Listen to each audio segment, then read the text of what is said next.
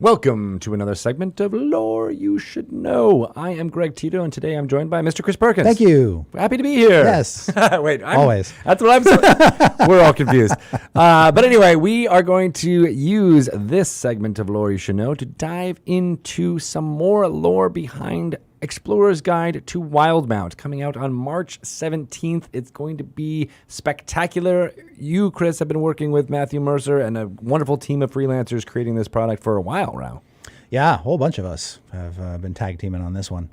And it's a big, beefy, 304-page, glorious testament to Matt's imagination. And to the inspiration of Dungeons & Dragons in general, and how you can take what is created here in this office or anywhere else as involving Dungeons & Dragons and adapt it and use it in your campaign. Matt will be the first to tell you that he drew on a lot of inspiration from D&D and riffed on a lot of kind of old ideas to bring this new world to life. And one of the things that I've been excited about following the Critical Role fandom is all the wealth of art, fan art, whether it's cosplay, whether it's cartography. One of my favorite people to follow on Twitter is Devin Rue because of the amazing maps that she draws.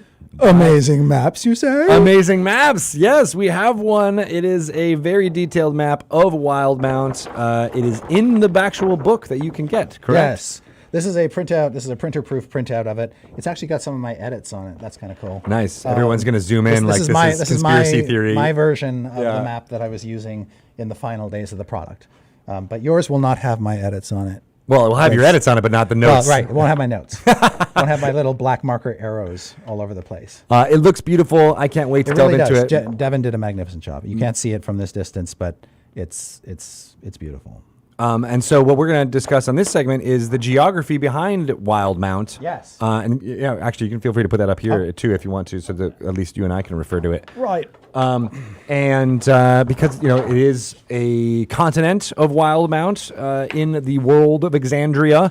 Correct. And for those who don't know, it is, at least in terms of this picture, it is east of the previous continent that Matt explored, which was Tal'Dorei. Ah, okay. So it's Tal'Dorei. There's like a little Alaska-Russia land bridge kind of thing going on up in the top left-hand corner of the map. And if you were to walk across that or make your way across that, you would end up in Tal'Dorei. Yes. Oh, okay. So it's that close. Yep. Interesting. What else can you tell me about the how the geography of this map and the continent kind of shapes the narrative? It's big. It's big. Yeah. It's Asia. It's like, don't get in a land war in Wildemount. And that's part of the problem is people are really trying. So in a sort of if for a continent of this size, if you were to run a campaign here, chances are most of the campaign would take place within the continent. You probably wouldn't go too far afield or explore too many other continents. That's not to say you can't. It's just I would imagine a lot of Wildemount campaigns are very much Wildemount based, and that's good because Wildemount has a tremendous. It's big enough that there's a tremendous variety in terms of climates and terrain types.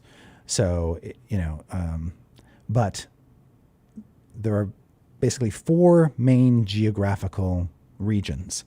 And Matt and his collaborators have been very good about painting them with different brushes so that they feel very different. And you can almost treat each of these regions as a complete campaign in and of itself. Oh, okay.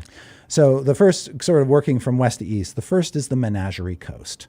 And it's this sort of western, coastal, very green strip of Wildemount, where you've got these coastal cities, this sea trade, pirates, and all of that sort of action going on. Is it fertile? So that's where a lot of agriculture would go there. And because these coastal cities have been sort of landed on by people from all over the world, it's also very cosmopolitan.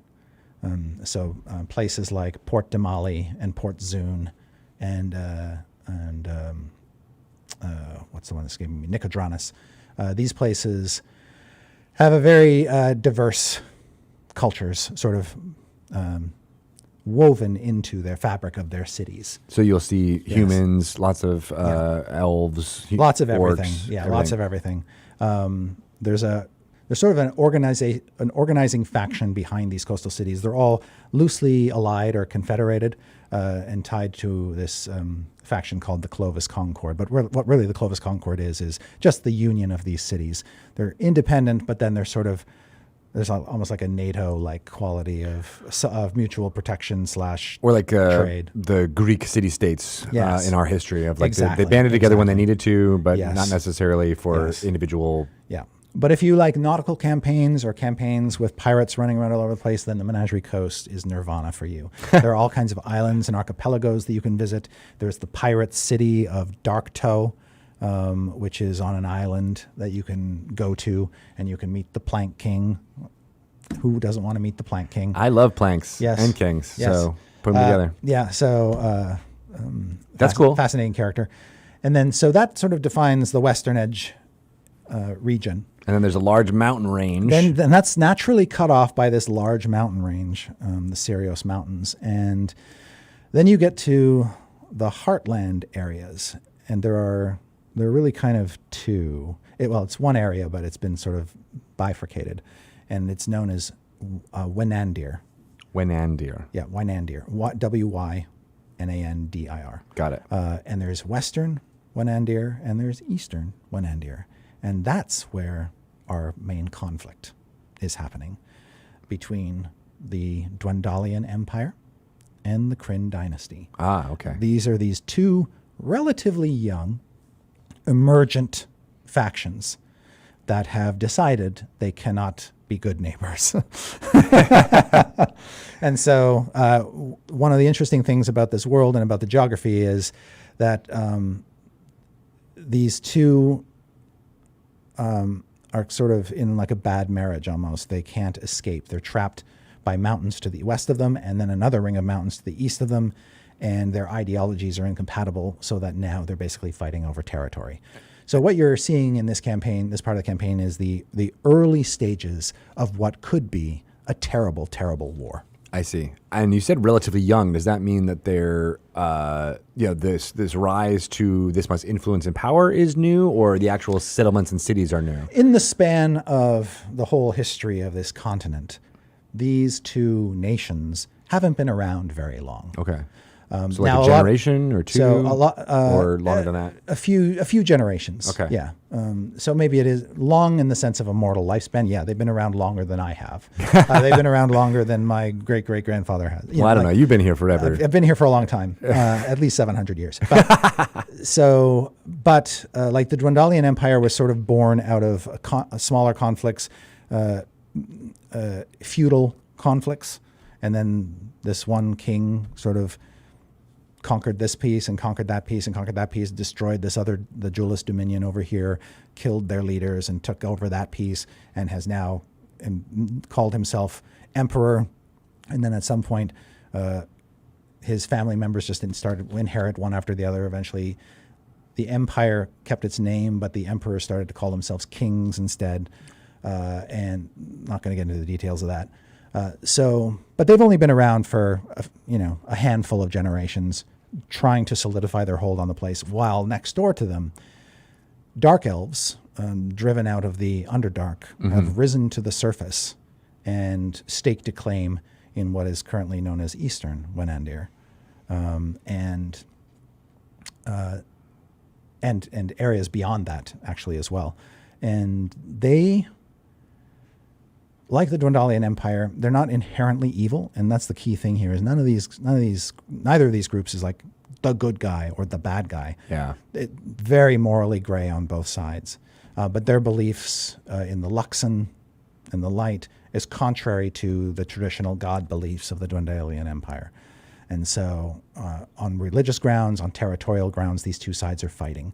But this area that forms the core of the continent is a very fertile area. There's lots of beautiful valleys. There's the Marrow Valley. There's the Zemni Fields. They've got lovely cities and settlements and stuff like that. Some of them ravaged by war, but others have not yet been devastated. Now, all of Wynandir, of course, was a battleground ages ago between the gods, and before that between the gods and the primordials. So in some respects, like the Forgotten Realms, you can see in Wynandir the ruins of the calamity that pretty much almost tore the world apart. Oh, okay. Ages ago. So there are big, large ruins. Yeah, of big, large things. ruins, and just evidence of that sort of bygone destruction. And so, Have either of the empires or governments here have they been using that to their advantage, or are they just kind of ignore those? right now they're trying to find the edge over one another, and see. they're reaching out and exploring these places. Which is why they need adventurers. Yes. Which brings me to the third area I wanted to talk about, which is the graying wildlands to the north. Okay. And also the islands of Eiselkross. Isocaros. Yes, because ages ago there was this Atlantean culture. I use Atlantean in the sense that possibly kind of futuristic by modern day standards, wondrous. They had technology that nobody really understood and could do remarkable things. Right. Flying cities, all that kinds of stuff. That fell to ruin, and Aor sort of crashed and burned. But in the remnants of in Eiselkross, you can find the remnants of this Aeorian crash and Aeorian relics, which is now driving a huge effort from both the dynasty and the empire to get them. I see. To use them in the war, even though they don't even understand what they do.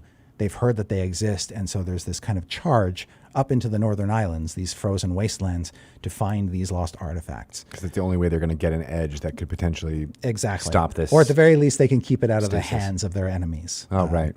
So that is, you can see the war kind of now spilling out to the outlying areas of the world. Now, the graying wildlands and the islands of Eiselkross are sort of an untamed frontier. There's not much in the way of settlements up here.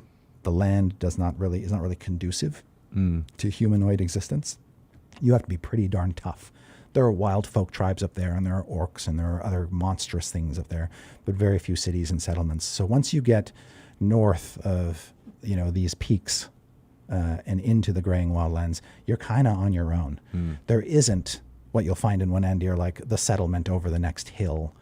There isn't an easy escape from the ferocity of the monsters who live up here and just the harshness of the terrain. And it looks like, based on the what I'm seeing here, that the actual there's like a river of lava.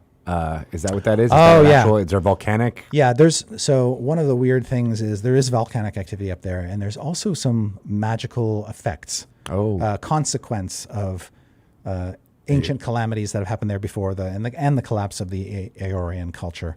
And so there's weird things like rivers of lava that seem to form out of nowhere or out of gates to the elemental plane of fire, things like that. That's where things really start to get weird up there. And in another part of the country, which I'm going to talk about next, with Zorhas and Blightshore, which is the eastern part, where a lot of the ancient calamities that have been visited upon Wildemount have lingering magical effects. I see. That are terrible. Things like weird lightning storms and burning embers and noxious clouds of gas and interdimensional vortices swirling around. It's really kind of more like a post-apocalyptic quality. Oh, okay. So what's the name of that mountain range? So this mountain range here is called the Ashkeeper Peaks. Ashkeeper Peak. So on the far eastern side of that, eastern side of the Ashkeeper Peaks, things get really dark and there's just dangerous, and there's just big swaths of blasted landscape, burnt, charred forests, twisted forests, vast mires of muck and sort of rot and decay, and then just weird sort of burning plains and acrid smoke in the air and all kinds of nasty business. And those are all left over from these calamities that have occurred. Yeah. Was that true of the entire continent, and then over time these just have ended, but for some reason here that hasn't? Correct. Oh, okay. Yeah. So Wildemount, I think one way to describe it is a continent on the mend. And you could probably see it sort of mending its way west to east in a way. Things get a little more abnormal the farther east you get on the continent. Yeah. Until you get to Blightshore, where you start to see some of the really, really freaky phenomenon. What is Blightshore? Sounds really terrible. What is that? It's terrible. Refer to? So, well, they called its actual name is the Miscast Strand, but people call it Blightshore because it's just rotten. There's like big whirlpools in the water that can swallow ships whole. So travel up and down the coast can be dangerous. There's mutated creatures that live there. There are structures like Gorvelish, which is this like the sort of necromancer's ruined castle in The Hobbit. It's this decayed, forgotten castle ruin with all these shadowy wyvern creatures called gloomstalkers prowling around it and feeding on anybody who gets too close to it, and dark secrets from a bygone age sort of locked away inside it. That's where you find all that kind of weird stuff from yesteryear. And is there any association with any of the deities of at any of these places? I mean, what you're describing sounds very evil goddish to me. Yeah, well, I think there's an effort here there's like dungeons and places you can go scattered throughout this region, and a lot of these dungeons can take you into places where you can find relics that the gods left behind, or the betrayers' gods left behind. I see. There are these things called the arms of the betrayers, which are like these evil weapons that the betrayer gods fashioned. Oh. And they're sort of left and scattered throughout the world. So Blightshore would be an obvious place to drop a few of these things for players to find. Well, that's a really good overview of everything that's going on in Wildemount, the entire continent. Yeah. It does seem very vast. As far as scale goes, what would you compare it to here in our world? Is it as big as Asia, or is it more of a... Well, I do not off the top of my head know just I guess there's a scale on the bottom. Yes, there is. So it's based in squares. So this thing here is, let's see, 200, 400, 600, 800, 1,000, 2, 4, 6, 8,000. It's 2,200 miles across. Okay. So that's not... So... that's if you go from New York to LA, that's 3,000 miles. So it's Yes. about half the width according to this scale. Yeah. A lot of space to explore, but it's not quite like the the expanse of And because Asia. it's compartmentalized in the way it is, your campaign, if you were to run one, can sort of focus on one region to the exclusion of others, and you don't lose. You can have a plenty robust campaign just within one of the areas I mentioned. And we'll get to talking about that in the future, because I think there's also adventures in each of those regions. There is, in the book Explorer's Guide to Wildemount, Matt and company wrote one adventure in each major region as a starting adventure for that region. Yeah, so that you can start your campaign there, and then you might not even leave that region by the end of it. And if you just look at the adventures as a set, you get a pretty good sense of what Wildemount is all about and sort of its diverse character. That there are kind of like four different ways you can play Wildemount, or 4 different fields of campaign setting. Yeah. And these starter adventures kind of teach you what a campaign in the Menagerie Coast is versus a campaign in Zorhas versus a campaign in Eiselcross, for example. I love that. I love that. Making it for that. So we are out of time. So let's, where can people get in touch with you? I am on Twitter at Chris Perkins DND. Excellent. We'll have a lot more lore dropping for everything that's happening in Wildemount and things in the future. So thanks for joining me, and we'll talk about it all. March 17th is when Explorer's Guide to Wildemount will be in stores everywhere. Look for it then. Thanks very much.